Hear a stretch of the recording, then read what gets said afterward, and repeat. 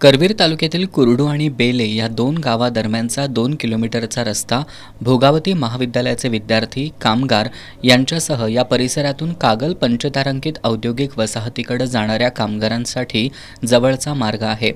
पावसाळ्यात हळदी आणि कुरुकली दरम्यानचा मार्ग पाण्याखाली गेल्यानंतर या रस्त्याचा पर्याय म्हणून वापर केला जातो, परंतु हा रस्ता सध्या दयनीय अवस्थेत आहे।